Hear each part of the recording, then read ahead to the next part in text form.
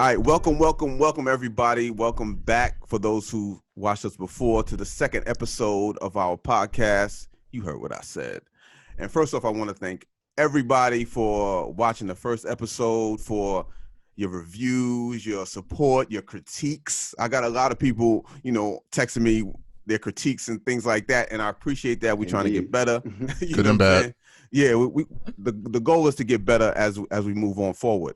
You know what I'm saying? So I just want to thank everybody for continuing to support us, and we're going to keep giving y'all real good content. With that said, something that we didn't do as a part of growth, like I was talking about, something we didn't do last week was introduce ourselves. A lot of our friends and family watch this, but we know there are people that's going to be new to us. So to let you know, I'm JP. We got my man Latif in the fancy yellow Live Life sweatshirt.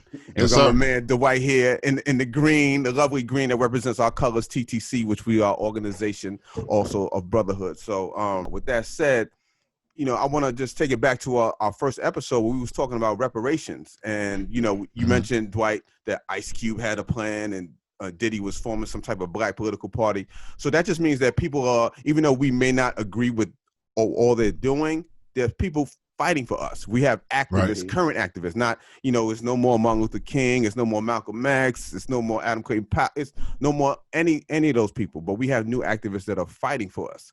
So, that got us to talking, like, should activists get paid for fighting for our people? So, what do you guys say about that, Dwight? Well, we do have that Adam Clayton Powell's and the Martin Luther Kings. They just go by different names now because it's another generation of people doing that. Mm-hmm. I have a different feeling. I always thought about, earlier on, I used to think that activists shouldn't get paid because I thought that almost was like a calling, like how ministers and preachers say it's their calling, but they still get paid. There was a time when I didn't understand why they got paid either. And so you understand all that goes in to being the head of a church and running the church. Right. So it's almost like being an activist is like, okay, if this is what I'm doing and I'm spending weeks and stuff trying to bring justice for my people, I can't do that by selling Girl Scout cookies. I mean, so somehow, whether it's, now I don't know how they get paid or who gives them money to do that. There's different situations like that. Right. But I think that nowadays you do have to get paid because you can't get the word out like that strictly by doing free social media. And you have to have boots on the ground. You have to have people in these neighborhoods, marching and protesting and things like that peacefully, of course. Mm-hmm. And without that, and it takes money to be able to do that, and they be able to mobilize those people, and at the very least, give them a hotel room or something to stay in that particular night. So. I believe they should get paid. Like, I agree with you. I believe they should get paid as well. I just don't know, like, how would that even work? You know what I'm saying? Like, what do you mean? As far as where would the funds come from for them to get paid? Like you saying, pastors and all that, they have a congregation that they get their pay from. Right. Like, how does that work with a lot of them have organizations that people donate to. Okay. So it has to come from somewhere. Okay. They can't do it for free. I don't right. Yeah, I don't. Yeah. Especially people that quit their job to do it. Like, I don't. You know what I'm saying? Some activists like Tamika Mallory. I know somebody was going at her on IG a couple of weeks ago, and she was like, "Yo, I quit my job to do this. You know what I'm saying? Like, this is what I'm doing. All the time. I was in. She was telling people I was in St. Louis for a month. Right. You know what I'm saying? Not St. Louis. Louisville. Where Breonna Taylor's from. Right. For a month, you know what I'm saying? She, organizing rallies, she's meeting with the family and everything like that. And then she has a nonprofit that I'm sure receives donations, and she probably receives money from her nonprofit. People get paid for nonprofits also. Right. Yeah. Yeah, they have to employ people. They have to employ people. Right. Exactly. It's not just some hospitals, right? Some hospitals are nonprofit. Very much so, yeah. And a lot of people getting paid over there. Exactly. But I think though, go ahead, John. So my question is it up to us to make sure they get paid, or if they do this, do they create their own nonprofits where they do get paid from and receive donations? Like, I mean, I'm not quite sure like how that works. You know what I'm saying? Well, one of the critiques I had with activists getting paid in the beginning, early on, when I started paying attention to this stuff, was the opportunity for them to become corrupted by the money. Right. And that for can their message, for their message or the thing that they wanted to do from that point on, maybe that the person come along with the right amount of money, it sways them. You know what I mean? So when they get, how they receive their money, I guess you want them to get it as innocent or as legal as possible, of course. Right. And without any strings attached and stuff like that. You just want people to say, well, I support what you're doing. If I can support you monetarily, if I can't be there with you, with my sign next to you, then this is a way for me to do it. And as long as the people in charge are, doing the checks and balances the right way, I don't see any issue with it. I think that, like, for example, with Black Lives Matter, they were saying the guy George Soros was behind, was financing the stuff that they were doing. I don't really know too much about George Soros, but it seems like a lot of people don't rock with him. So they were wondering about the how, if Black Lives Matter, if it's their agenda, or is it agenda that Soros is helping push through them, with his support of them monetarily. For all I know, that could all be urban legend. But it does seem like something like that, not with just them, but any organization like that. If you relying on somebody else to fund your organization, depending on who that person is or those people are, then there could be a chance for corruption. Yeah, that's going to happen anywhere. If somebody's giving you money, you're likely to take their opinion a little bit more than somebody else. It happens everywhere. Right. I mean, but should that be should it be that with an activist? If you're a lobbyist for lobbying for laws, that's something different. An activist is supposed to be going for the greater good for everybody, not just one particular person or something like that. So, if you're giving to an activist or an activist organization, your intention should be, I just want them to be able to do what they are already doing. And it should be a little bit more pure. Yeah, I agree with that. But people who give substantial donations, they want to be heard with the intent to have some leniency or some favoritism at some point. Yeah, have a little bit of say. Yeah, I would think. So if we're saying that, maybe they shouldn't get paid. But how can you do that job and not get paid something? Right. Maybe that shouldn't be a job. Then how do you do it full time? How do you do it full time? You can't do it full time and not get paid. Maybe you don't do it full time. Then who does it? Like, who goes to Ferguson and stays there? Right. Because if somebody's not doing full time, certain things are not going to get accomplished. Yeah. And therein lies the rub. That's the muddy area in there that even made this a topic. You know what I'm saying? It's like, okay, we know that they probably should, because most of the activists that we see are doing good work. Yeah, right. Yeah, absolutely. Even somebody like Sean King, who has had a check to pass when it came with the money, right, probably has done more good than bad. I would agree with that. I would absolutely agree. Al Sharpton's another one. Probably has done more good than bad. Right. You know what I mean? He hasn't had a full job ever. But you've always heard something about money, what they call it, misappropriation of funds. Right. This is a nice way to say this nigga stole. Right. Or we think that he stole. You know what I'm saying? Yeah. So it seems, and that happens in organizations like I said last week when I was talking about something else. That's not exclusive to Black people. That happens in a lot of different organizations. Of course. But how do we stop that from happening? Or do you just say, well, we're going to take the more good with the less bad? Mm-hmm. Mm-hmm. I don't know. I'll take the more good. They got to get something, though. They got to do that with no compensation. Yeah, I agree. You got to cover expenses. You got a household to go back to when that protest is over. Right. Like, hopefully. And if you're doing a job to help better our people, like, that deserves some pay. Like, it's a lot. Yeah. It's a lot to take to have. Would you feel differently? Would you feel differently if you saw there was an activist out there like getting it? like the pastors, like some pastors we see. You mean? It Like depends on like what his organization is, where the money's coming from. If he's getting a bunch of donations, he's taking care of what he's supposed to be taking care of. Right. And he's getting paid a percentage of what comes in. I got no problem with that.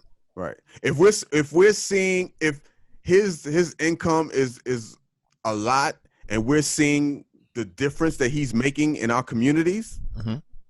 I have no problem with that. Like, fine, it's worth it. It's actually worth it because there's people getting a shitload of money that probably don't deserve it. Yeah. My question, follow-up question, and then we could, table. When you say doing what they're supposed to do, who decides that? That's a whole nother conversation. For example, there are a lot of pastors and stuff that get money. Mm-hmm.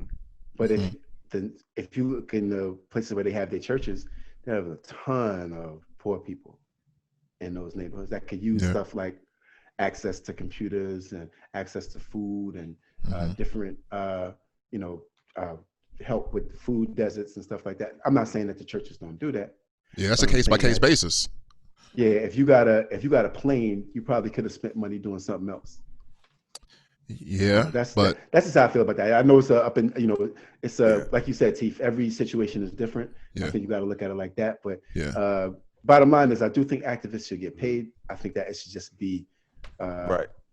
You got to be careful with that because there's so many ways that can go left if the money's coming from the wrong person or going to the wrong person. Right.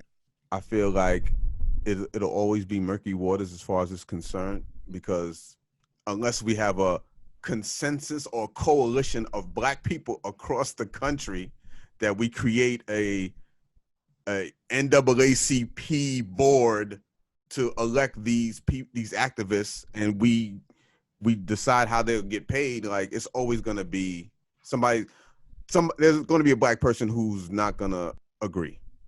Always. It's always going to be somebody that doesn't agree with something. Always. So it'll never be like, there's some people that don't want anybody ever to get paid. No matter what they do. You just work, you do this is your job. You're helping us. You get the bare minimum.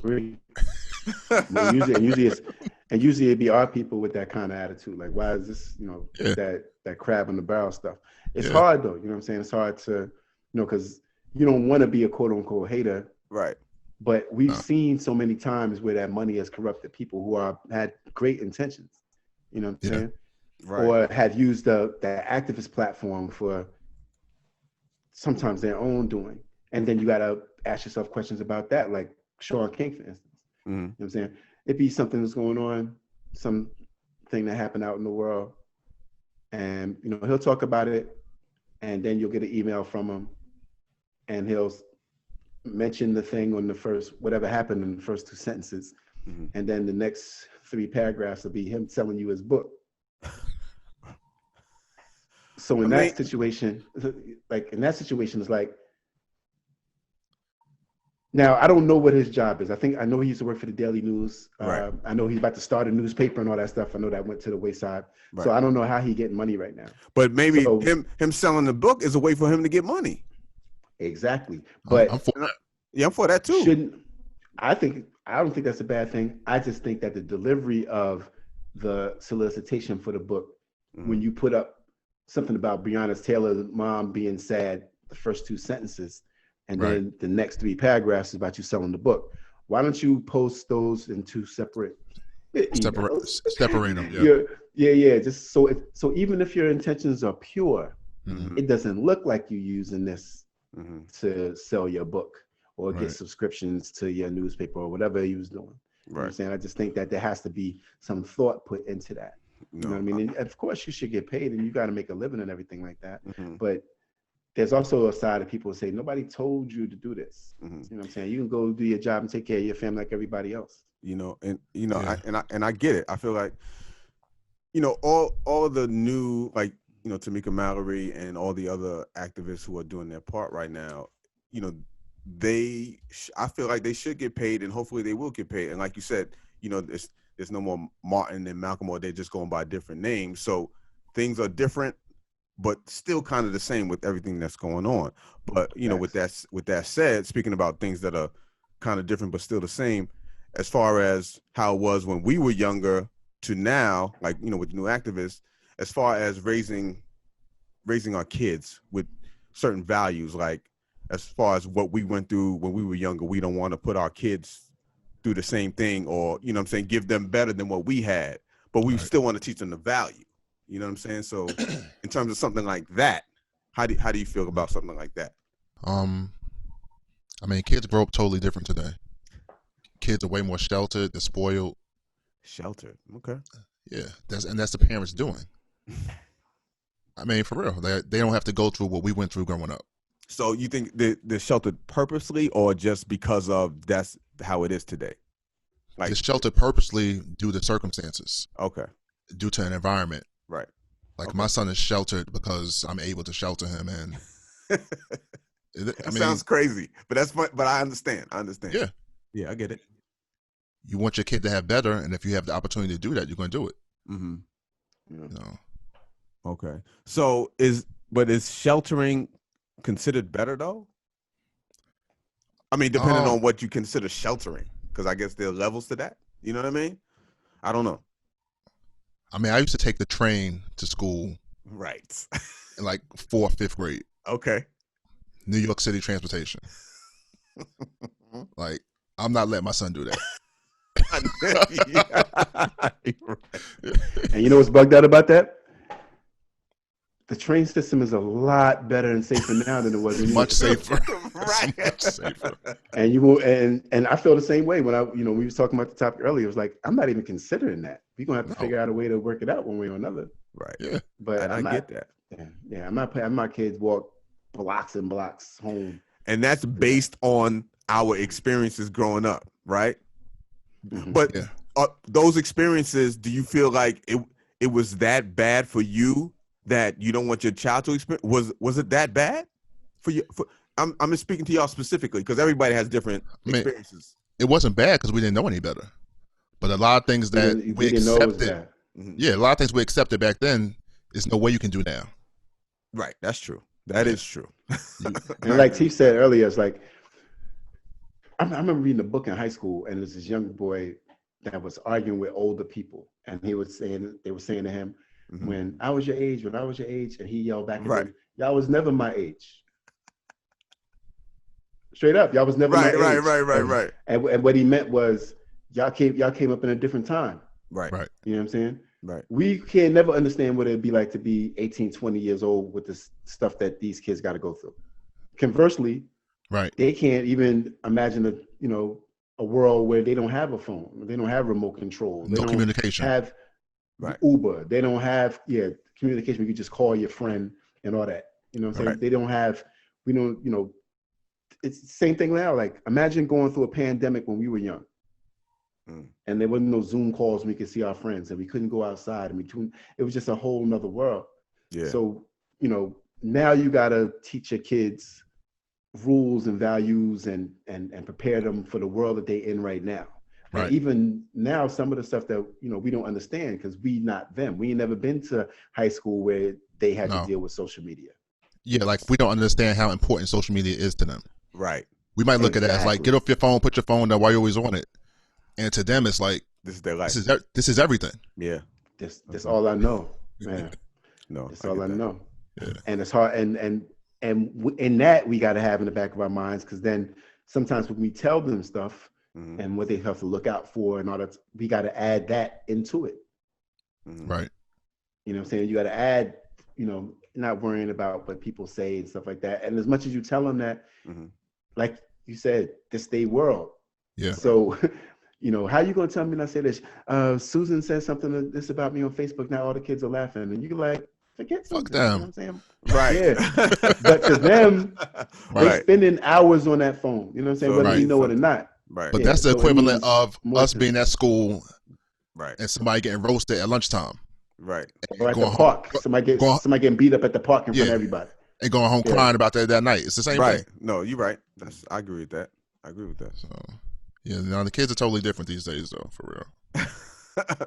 So, like, in terms of, like, even kids that may have, you know, maybe we've grown up with not as much, you know, as far as material or, you know, monetary value things, but you know, some your kids have. So how do of course you don't want to, you know, make them feel like they don't got any money or whatever, but you still want to teach the value of the dollar.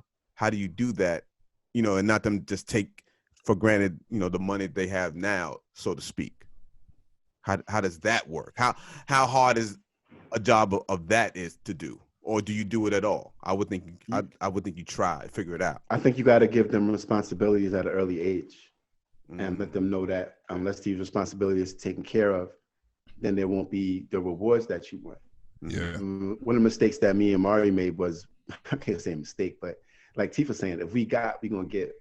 So very rarely were my kids getting no at an early age. Very rarely do they get no now. Right. But now it's like we gotta do stuff like, all right, this room not clean, y'all not getting this. When I wash the dishes, y'all gotta clean them up. Case, take the garbage out. Kai, make sure, you know, the living room is straightened up. Earn it. You know, you just gotta give them, exactly. We gotta make them earn it instead of just giving. And that could be through allowance, that could be through chores and you earning it, that could be through grades, but we gotta let them know, like, there's gotta be, I tell my kids all the time, you don't have a job, but you do. Your job is to pay attention to what your parents say and your aunts and uncles and your grandparents.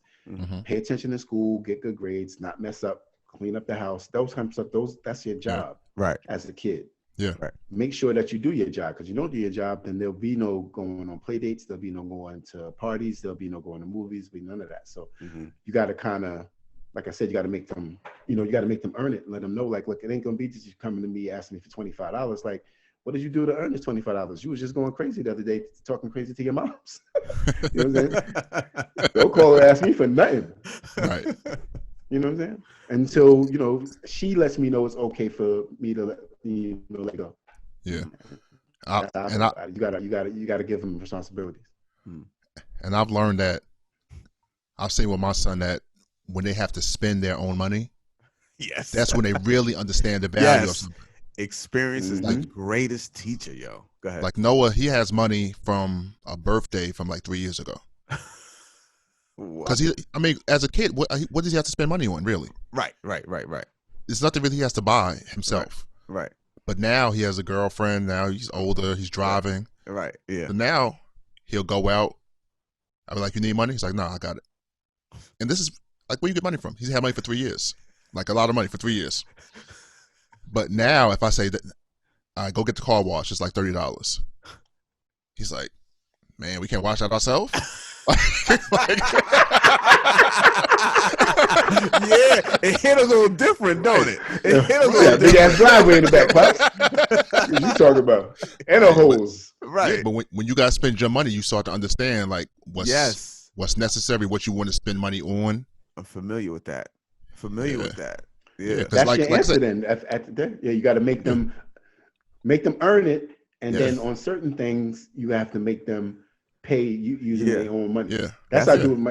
That's what I'm gonna do with my kids. Like, look, we're gonna allowance. Probably start giving them allowance soon, but that lasts for the next time you get allowance. I don't know if that's weekly, bi-weekly. Right. We'll work that out. Right. Yeah. But it's up to you to learn how to budget it. Right. Because if you can't budget $25, you ain't gonna be able to budget $250. Yeah, that's true. Or $2,500. So stretch that out. You know what I'm saying? Buy your little Skittles and all that, but best believe you got another 8 days until allowance time come again. And that's if you behave, if you get it. Mm-hmm. Right. If you behave, if you do what you're supposed to do around the house. Yeah, absolutely. Which is also different by circumstance, like because Noah, he's been playing ball his whole life. Mm-hmm. So he hasn't had the same responsibilities in the house as some other kids. Right. Because he just doesn't have the time. Right. Like his job has really been school and ball. Like basketball has been a job. Right. When you get a college scholarship, you're working towards a job.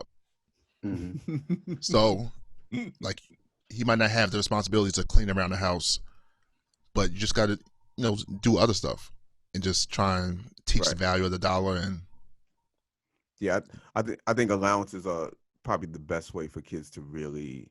He's never gotten allowance. I know. I'm just saying. It's just. I'm just saying. It's one of the greatest ways for kids to really earn or learn how to earn money. You know what I'm saying? Yeah. Like it's one of those things that, like, because I grew up having an allowance and knowing whatever, like $10 a week or whatever. We had a lot more free time as kids too. I remember on the weekends I have to clean the whole house. How many kids these days have that kind of time on their hands? What activities that more than you think. Yeah. Really? More than you think. Look, those activities start at a certain time. You can get your ass up before noon or 11 o'clock and clean your room up. Or clean up the night before, or clean up on that Thursday. If you telling me that you can't make your bed up because you got a soccer game the next day, oh, that's that crazy. Don't make any sense. Yeah, that makes sense. I'm just saying, I'm not gonna have my kid clean the whole house, but there's certain things around the house you're gonna have to do. You're not gonna just leave food around or stuff like that. Like, you're gonna have to, because there's no way in the world I'm gonna do it. Right. Mm-hmm. And your mom ain't gonna do it. No. You know, we're not cleaning up after you. We're not your maids. We're your parents. Yeah. So at some point, you're supposed to do the around the house, even if it's the bare minimum. But you're going to do something. You're not going to be living around here like you got Florence or somebody around being able to keep your room clean. Right. Take care of the kitchen after dinner. Right. Stuff like that. Okay. Yeah, but I'm perfectly fine with that if that's all the kid can do. But you're going to do something. Yeah. Like if you all the time doing that, the times you don't, your room should be spotless when you ain't got no games. Yeah. Don't just eat food and put dish after dish and plate after plate in the thing just because you got a dishwasher. At the very least, load the dishwasher. I ain't saying you got to bust the set yourself, but at the very least, you got to do something. Now you got to wash the pots and pans yourself. Oh, yeah. And don't touch my cast iron. Listen. Oh, man. That's a whole other thing. You know, and you know, I've come to learn that some kids just don't wash dishes good. Like, no matter how much you teach them, that's just not their skill set. They're not good at washing. Like, if you got to rewash the stuff, like, they just not good at it, man. They're just not good. Like, some kids ain't cooking. Like, that's up for not having no patience. They suck at a lot of stuff, though. After they mess it up once or twice, you're like, "Well, your ass out the way. I just do it. Go sit down somewhere. I just go do it. I'm ready to go to bed. You're in here messing around with these dishes. You've been here for 40 minutes. The dishes still not. You end up doing them now. All the while, your kid in the room like, shit worked again. But that I mean, no. I mean, beyond that, it's evidence. Like, I'm talking more than once or twice. I'm talking. It's been several times where, you know, my daughter, we just realized, oh, well, you know, she's not the best at getting them dishes spick and span. You know what I'm saying? That's also a discipline thing. Like, we let it go. Yeah, exactly. Did you make her do them over, or did you say, let's just do them? No, yeah, you make them do them over, but it's like the effort is not. It's just something that just not. I feel like that's what it is. Like, I feel like not that it's a talent, like cooking. Like, some people can cook to live, but then some people really cook. You know what I'm saying? It's like, all right, she cleaned the dishes to get the dishes clean, but they're not. There's still a little grease here, a little grease. You know what I'm saying? It's not spick and span. That's all. That's what I'm saying. Like, then what you have to do in that instance, at least I would, bring the cup that got the plate that got the grease left on it, right, and be like, "Yo, feel here, feel here." Do you want to? My wife does that. Yes. Yeah. Yep. You feel here, feel here. She's sometimes done that you may several times. Sometimes you now. I'm 50 years old. I still catch myself not watching. You know, catch a dish that I didn't do. Yeah. You know what I'm saying? And sometimes it's just hard to see it. You know what I'm saying? Because you didn't feel all around the dish or the cup or something like that. Yeah. So what you do is you teach them, like, look, do you want to eat on this? You know what I'm saying? So you got to take 5-10 extra minutes to make sure that these are cleaned off, and you can't wipe that up with the thing that you're drying the dishes with, because that's even worse. So just take a few minutes to do it right. We don't have to do it over. Yeah, it wasn't until we got older till we realized how important that was. No, you know what I'm saying? Yeah. Or when we were in high school, me personally, and waking up to pots and pans getting thrown in your room, talking about, yo. I was just going to say something about that, man.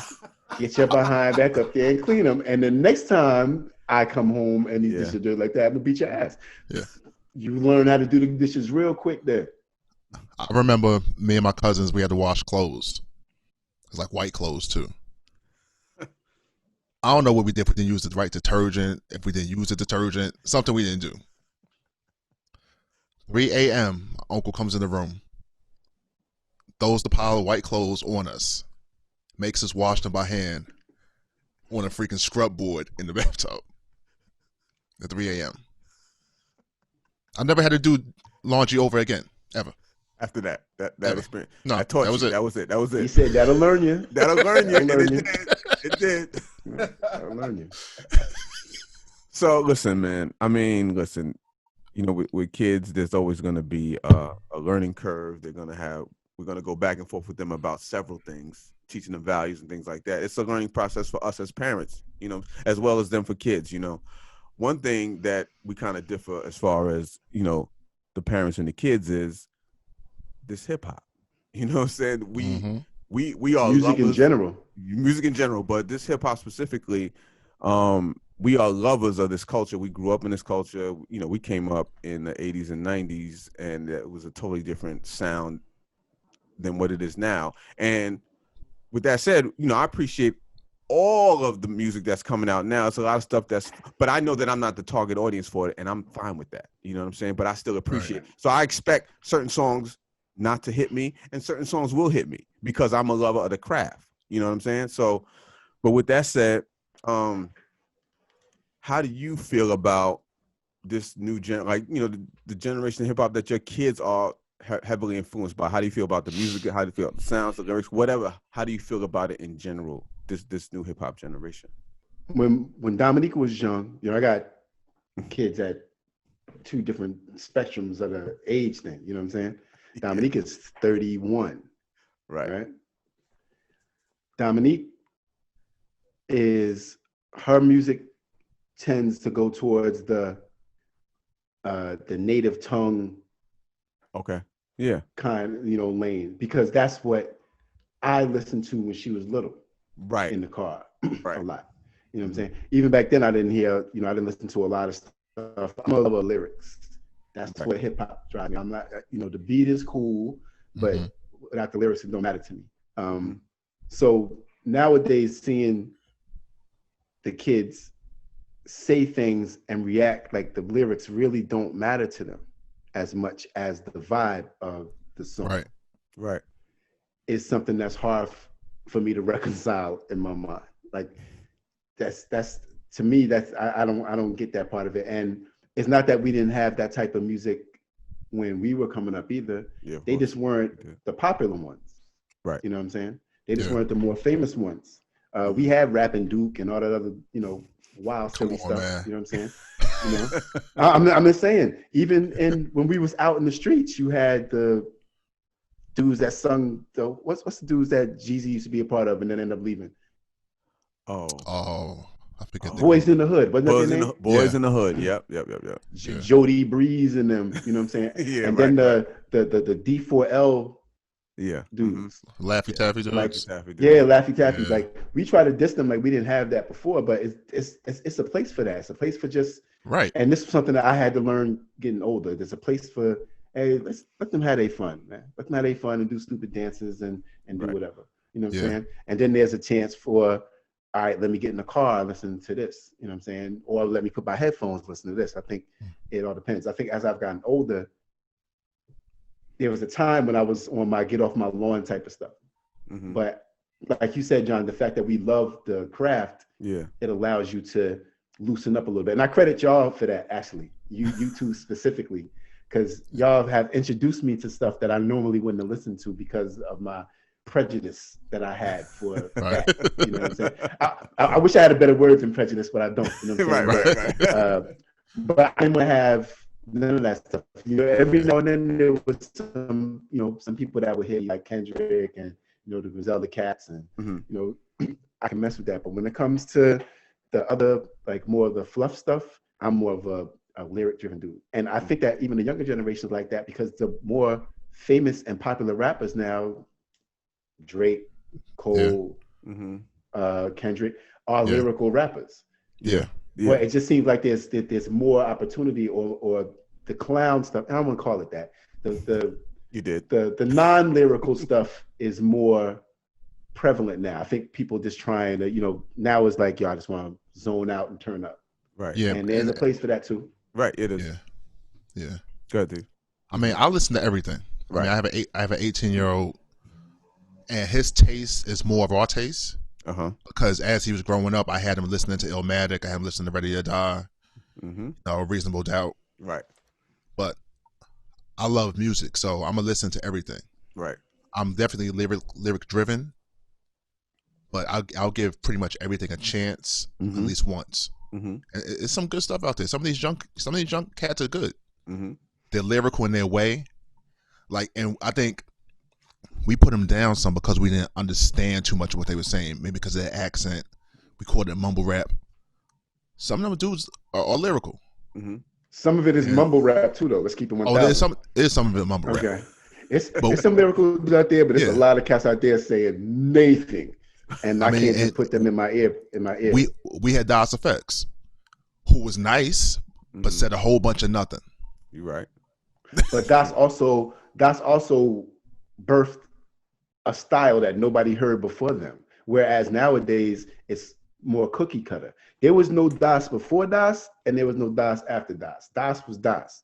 Nowadays, we had Lords of the Underground. We had Lords of the Underground wasn't the same as Das. It was not Das. Okay, I can understand a little bit. I see where you're coming from. Early on, but like nowadays, me and Tony used to be in the club when I first moved out here to California. I would come out here and visit, and I would have to give Tone elbow, be like, "Yo, who this? Who this? Who this?" Right. And he would say the name, and son, I swear on everything, everybody sounded exactly the same. And a lot of it had to do with me not understanding them. Yeah. Right. Yeah. So what I started doing is, and I tell you the person that did it for me, Yo Gotti.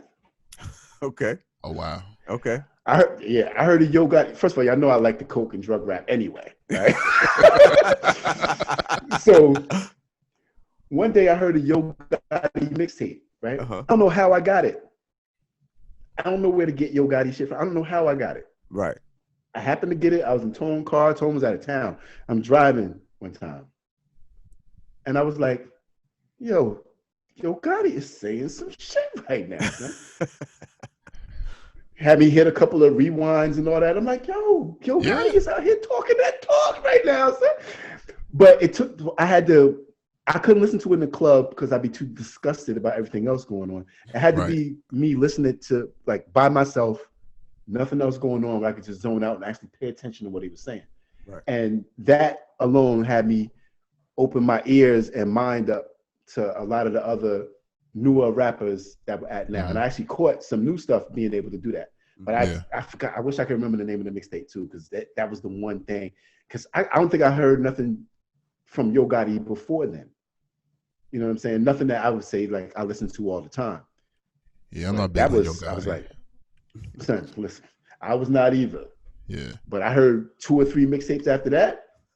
And I was like, yo, when I'm in my mood, right, I'm throwing that Yo Gotti on, son. You know what I'm saying? And listen, I mean, for me, as being that, I'm a producer and I make music a lot, so I know it's gonna be kind of interesting for me to say, or y'all to hear from me, that I'm not lyric driven initially.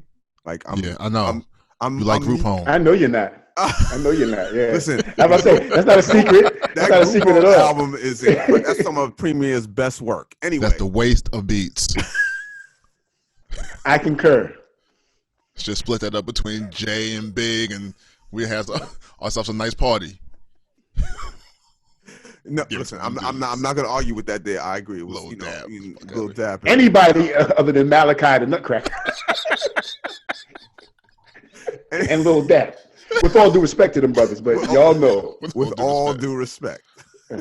I feel like if the melody is there, and I feel like today a lot of music is melody driven. So and the melodies are really good. Their lyrics not the great, but their melodies are really good. So there's some real talented melody driven rappers out there, and that's why a lot of the hip hop we listen to has they sound like they're singing, because the lines are blurred. It's getting very blurry now, because Future's considered a rapper.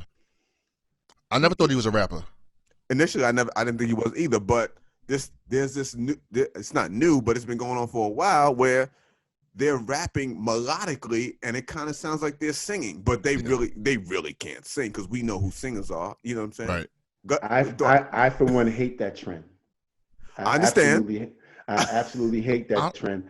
I hate the I fact don't hate that it. I do hate it. Not that there's not some good stuff that come from that. Right. But I hate it because it's a trend that the younger generation, especially the rappers that's coming up now over the last 4 or 5 years. Mm-hmm. And I can't blame Drake for it. I don't want to blame him because it's not a bad thing. But he pioneered that, at least for this generation. Him and Wayne, all these. I'll give Wayne more credit. No. Yes. That's different. She didn't have full ballads on her album? No, listen. No, but she was a singer who could rap. That's totally different. When she sang, she sang. When she rapped, she rapped. It was exactly. a different thing. She didn't mix it up like that. Oh, you're not talking. Okay, you're not talking about the sing-songy like rap. Yeah, like, no. When she sang, she sang. Right. You know, I mean, but when she rapped for the most part. But I understand what you're saying. But when Drake first came out, I said to you, "Yeah, how's this dude going to rap and sing?" Me too. And you said he can. He can. That's why I say he pioneered that lane, and I think a lot of people ran after that lane. I was listening to, and this is crazy. There's a song that comes on the radio now by Roddy Ricch. Right? I think it might have been his first hit single or something. Rockstar. It's talking about I put her bloody bottoms on her feet or whatever like that. Yeah. I can't stand that fucking song. I think. Was that the box? Son, I've hated that song. I hated that song from the first time it came out. I hate the way he's. Now it's a huge record. Huge smash record. Right. Yeah. That lane of hip hop is. I will never get used to it, and I will never like it. I just don't enjoy it, and I don't begrudge nobody else for it. Right. You know what I'm saying? It's just not your thing. Because not everybody else likes the kind of shit. Yeah. Like there's people that can't stand MOP. I love MOP. There's people that can't stand MOP. Right. I'm not trying to hear the niggas screaming. I get that part of it too. So that's why I will never diss them for that. But I can't stand that. Now I do like guys like YG, who's a little melodic. You know what I'm saying? Really like Pop Smoke, God bless him. You know what I'm saying? I love Pop Smoke's voice. You right. Yeah. I'm not gonna say that I don't like Drake. I just like him when he's more. No. Because we was on the group text and T put that song up, and I was like, okay, that's the Drake that I like, and that's something that was on either his last album or his other album. But unless you get the album exactly, it might even be a Lucy. Yeah. I don't get to hear that. I used to be a big Drake fan when he first came out. Right. A huge Drake fan. That Ben Bonds rhyming off the fucking the Blackberry in the booth. I was like, he's gonna be the next one. My homegirl Loza put me on him like 2007, 2008. I remember we had the blog when we had the blog back in 2007. Yeah, he did, and he was one of the people that we featured on. Like, yo, this dude's gonna be the next one, man. Yeah, and then he realized, I guess after that Best I Ever Had joint, that the bread is the butter on the bread is a lot creamier over there. You know what I'm saying? With these girls. Yeah. And he did a great thing and went to that move, almost like LL did. He's to a better extent. Drake is, he's arguably can be named the biggest hip hop star we've had thus far because he has masterfully had both lanes because he's not the greatest singer in the world, but he can sing and hold a good note and he can sing rap. Good enough. And and he can really rap. So extremely well. So it's like the chicks love him and all. Like he's not super hard.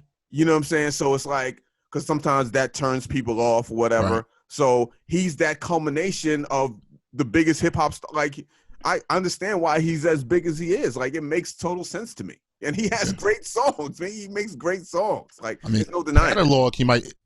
Catalog wise, he might be the best. I don't think it's a might about it, to be honest. Yeah. I would have to agree with even you. Even at Jay's height, he didn't have 10 consecutive years. No. If we're talking about unquestioned, if we're talking about hits, Yeah, no, it's not. It might not be close. Yeah, it's probably not close. Yeah, it's probably not close. Yeah, and, it ain't close. Yeah, so like, but I always give him that. Even though it took me a while to come around, y'all know, I yeah. We know how you feel about Aubrey. Yeah, very rarely will very rarely will I say, I will never diss his talent. I will never diss the fact as like how prolific he is. Like certain stuff you just can't deny when it comes to that man. You know what I'm saying? It's like you can't deny the hits. You just can't deny that. And like I remember seeing him on Saturday Night Live. He was hilarious. Like he's a talented amazing, dude all around. Talented dude. Yeah. As far as his music is concerned, some of the stuff I was just not a fan. And he seems like a tremendous cornball, but that's neither here nor there. He comes off a little corny. Yes. And but that's a good thing for that makes people feel safe for him. Yes, the white people. Yes, but he also doesn't pretend to be something he's not. Right, that's true. I don't know. I don't know. He's not talking about running up on you and putting it down. Like I don't know.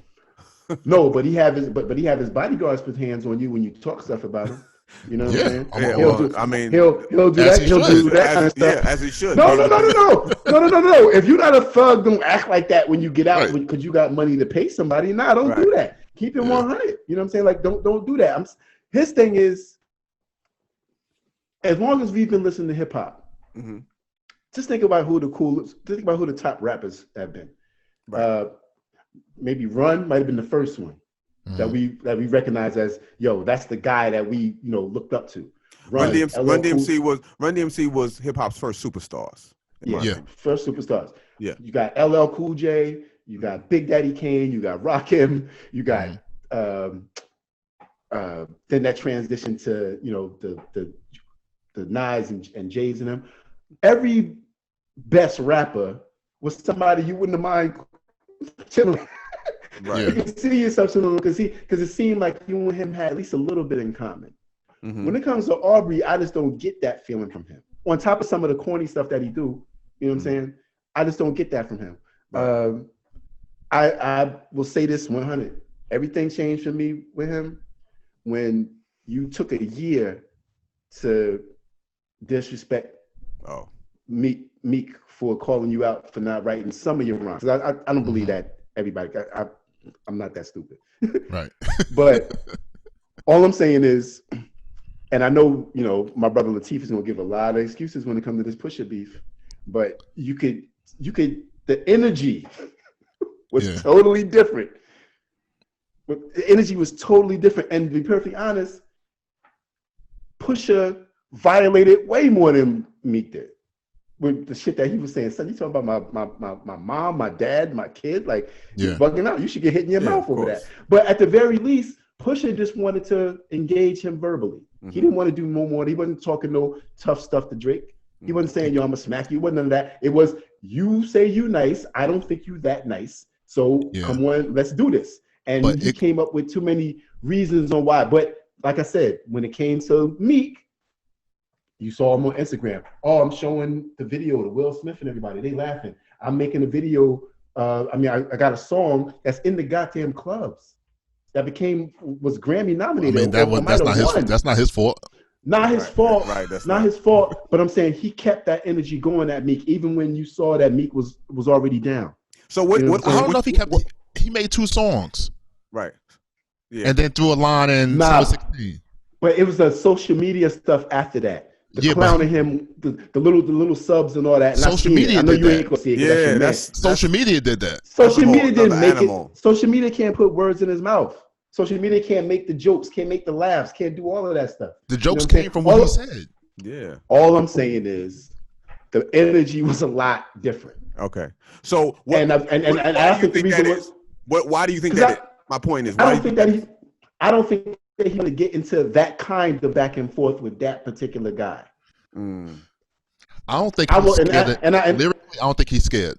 I didn't say he's scared. I didn't say he was scared. Gotten out of music with that one. For Drake? Why? Pusha's my dude. Why? Pusha wasn't talking no tough stuff to him. He said, I'm going to go through this layer by layer by layer. When you talk about my friend that's dying, that can get out of music. Him talking about his mom and dad wasn't enough. No, those are jokes. Those are jokes. Right. When you talk about a real situation. Yeah, but listen, that's Drake opened that door when he mentioned his wife. When he mentioned Push's wife, we already know that was a reach by Push too. That was a reach. It's a reach. It's a reach. Whatever. Listen, somebody stop making excuses for this nigga. You can smack Push is my dude. Listen, I listen to Push more than I listen to Drake. You can smack somebody in the face. You can smack somebody in the face. If they come back and shoot you, they're wrong. But you open the door by smacking them in their face. You can't expect the retaliation to be the same, to be even. When you, especially, come on. You can't expect you that. Kick my dog, I'm gonna shoot your cat. That's been the rules since he was little kid. Yeah. You can't. Yeah. And you can't name You can't name no other rapper that you have respect for that would allow that to go down. Allow what to go down? Allow Pusha to say what he say and not say nothing back. You always bring up, he wouldn't engage. You make it seem like Pusha was like some new rapper. Why did Jay stop? Jay dropped super ugly. Because his mom told him to chill. Somebody told him to chill. Somebody he was close to was like, that's enough. It wasn't Drake's mother. Drake's mother probably said, yo, burn this nigga. He dissed me and your dad.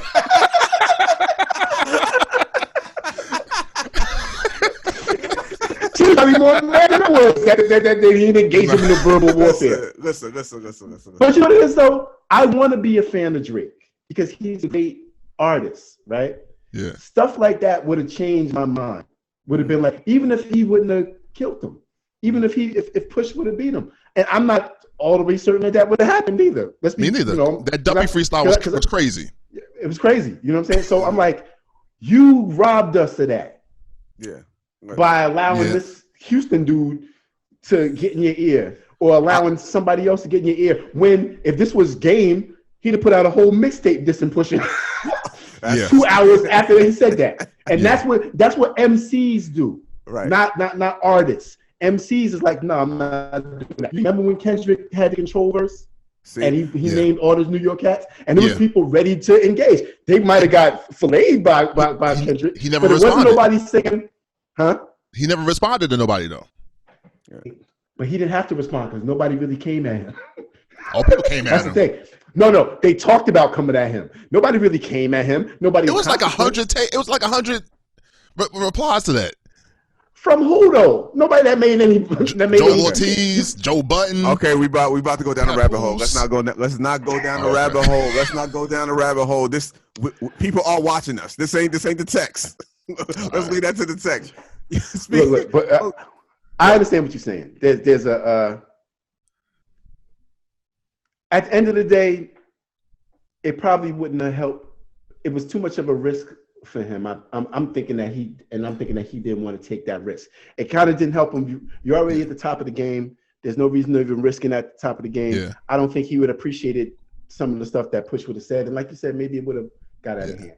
But I just think that if you dying from something and somebody out here say something about it, I don't want to rap no more. Mm-hmm.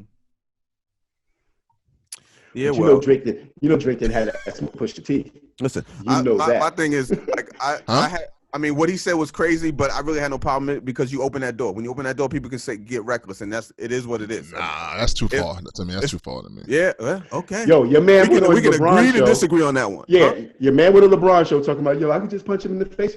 No, you wasn't going to do that. No, you ain't going to do that. You wasn't going to do none of that. and I'm sure you saw it. So that's what I'm saying. You wasn't ready. You wasn't even willing to rap.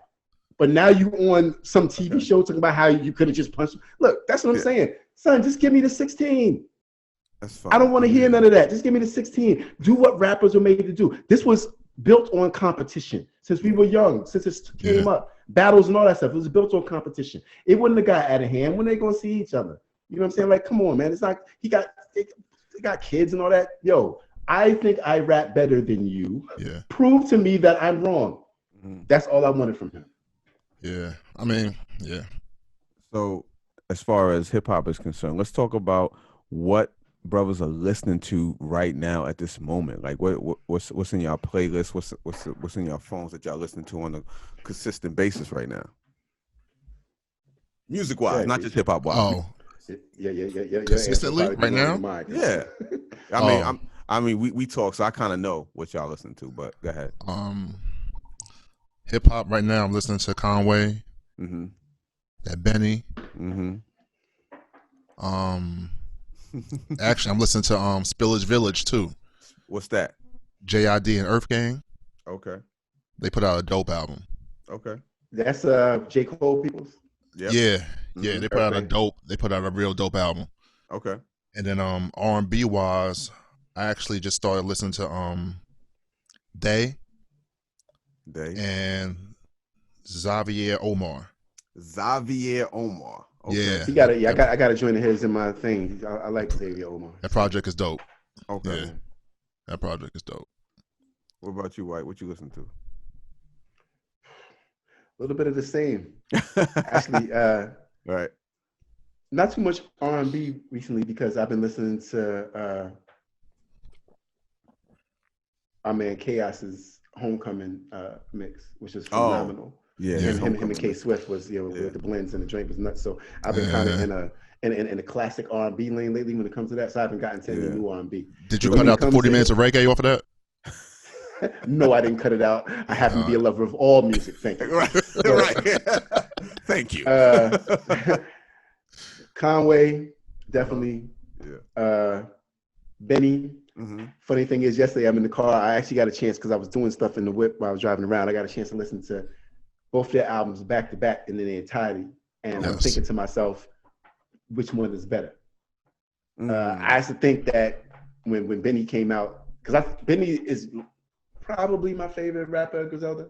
Right. Back and Between forth. him and Conway, it happens weekly, and that's what happened yesterday when I listened to these albums. I was like, right.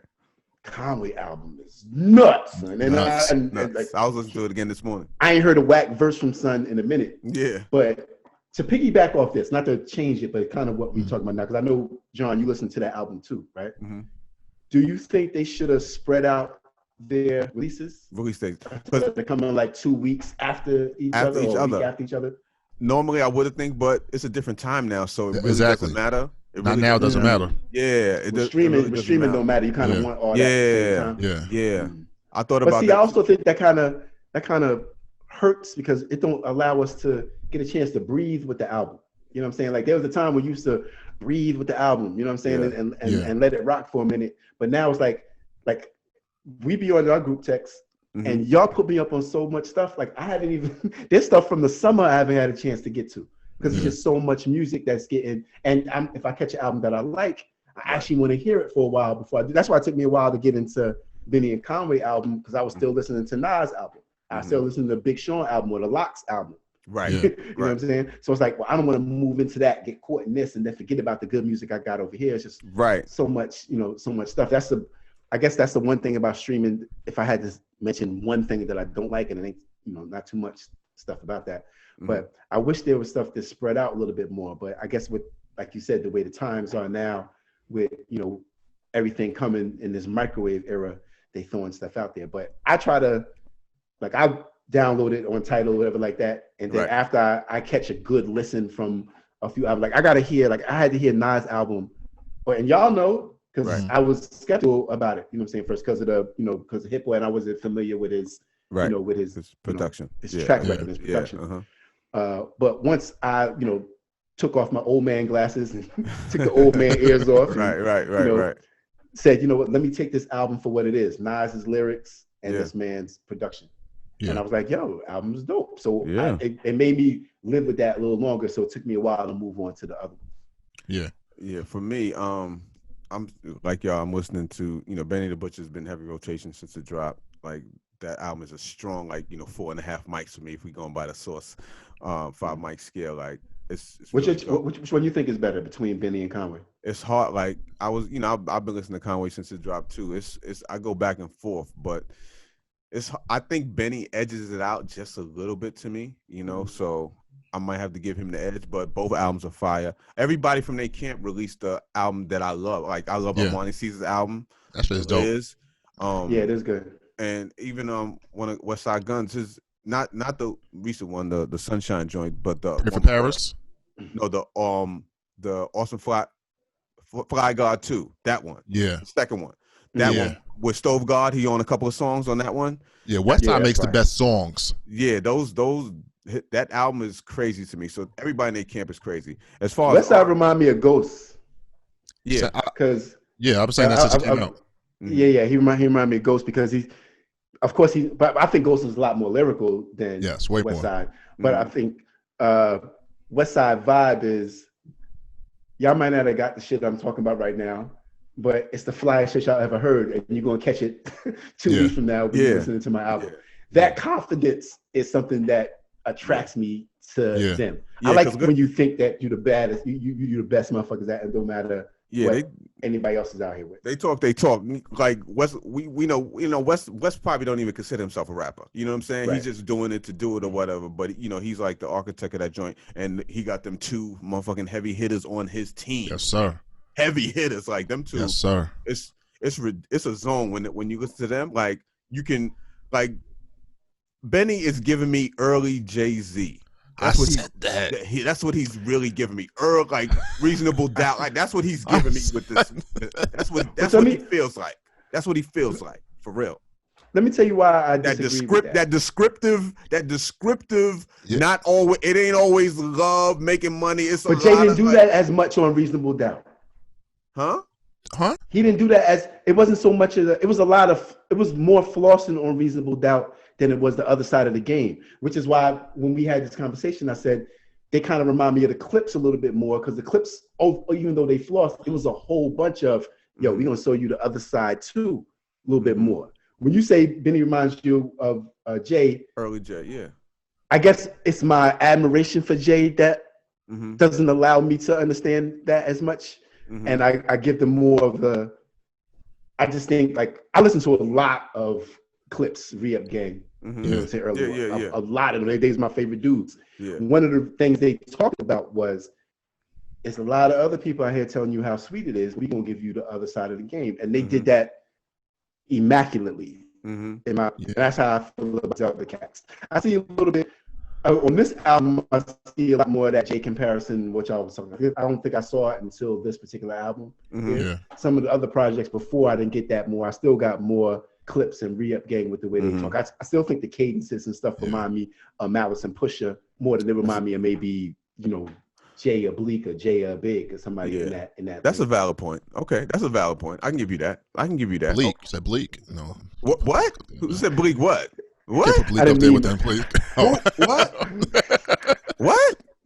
I respectfully apologize. Oh, okay. I couldn't think of somebody else in his camp that rhymed. You know what I'm saying? Like nobody else in the camp that rhymed. Okay. So I gotta, I gotta disrespect the Bleak. No, all due respect. All due. Bleak would tell us he's not in that camp, so I don't. It's good. Yeah.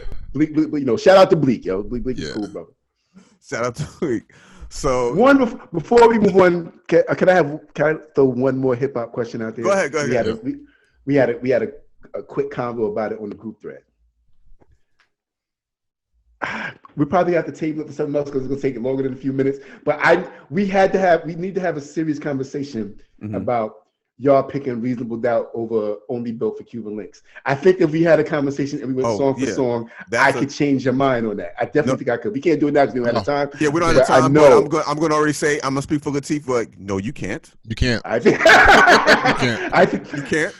We had to have a conversation. It's not like we don't know that album either. Yeah. I know you do. Great album. I know you do. I know you do. I think if we turn over the CDs or the cassettes and we go song for song, I think you'll realize how much. Let me not say that. I think you'll realize how strong Only Built for Cuban Links was, and I do believe that the people who are saying shit like you can't compare these are crazy because yes, you can. If you can compare Nas and Jay-Z and they talk about 2 different subject matters when they rhyming, you can compare Only Built and Reasonable Doubt. You know what I'm saying? I just think that we have a lot more. I think that Only Built is a lot stronger than people giving it credit for. No, it's a great album. No, because a lot of people do give it credit. Yeah, it's a great album. No, I think it's the best album out of the Wu-Tang collective. Like there's no argument there. Yeah, there's no argument there. Yeah, absolutely. But, I don't like I said, I don't think it's washed in reasonable doubt by no stretch of the imagination. And I can't blame anybody for saying, look, right. I think Jay the best rapper ever. So right. I don't think but it's something about that. I listen, I don't argue. And I love the album. If there's any Jay albums that I play over and over again, it's probably that one and the Black album. That stayed in constant rotation. Right. Okay. Only Built though. I was like, son, like I remember when we were talking about the verses with the RZA and what's the name? Premier. And Premier. Mm-hmm. Yeah, that's nope. Sorry, Premier. I will never call you what's the name ever again. But, this is some of the shit that the RZA was throwing on from that album. Mm-hmm. Yeah, it's like he had like incarcerated Scarfaces, criminology. Yeah, we're not ice cream. We're not gonna do this. Verbal intercourse. We're not doing this right now. But that's a whole episode. Yes, definitely is. So I chill. But jeez. Go ahead, T. What up? We've sat in the car, me and you, John, and Chaos. Yes, we have. For an hour in front of Republic Gardens in DC. Breaking down the lyrics. And we debated and broke down the lyrics of the Evils. The Evils. Yep, we did. I remember that the conversation. Reasonable Doubt. I mean, Only Built is a great album. Lyrically, it's not. It's different, man. It's different. It's different, man. It's not the same thing. I might not get past Can I Live. I might not get past the last verse on Dead Presidents. Right. Right. It's Dead Presidents is nuts. Yeah. That's second one. Dead Presidents is nuts. Okay, now I'm throwing something. 22 is nuts. I'm trying to get off of the main those two albums. And let me tell you some wild shit. If I had to choose between Only Built, Reasonable Doubt, Illmatic, and Ready to Die, might go with Nasir and all those. I'm not mad at that either. I'm not mad at that either. Might go with Nasir and Chris Wallace over those other two. If we just talking about what they did for me at that particular time when they dropped. I got Reasonable Doubt. But that's a conversation for another day. Yeah. Mm-hmm. Yeah, that's a conversation. Reasonable Doubt over Ready to Die? I got Illmatic, Reasonable Doubt, Ready to Die. Out of those four, I need a moment. I need a moment out of those four. I need a moment. I mean, I love Big. It's a couple of joints on there. Yeah, I need a moment. You know what it is? Big. If you add the remixes to Ready to Die, yes, then that might move it up a notch. And some of the originals. The original that was on the tape the advanced tape we had. The original Me and My Bitch. Yes.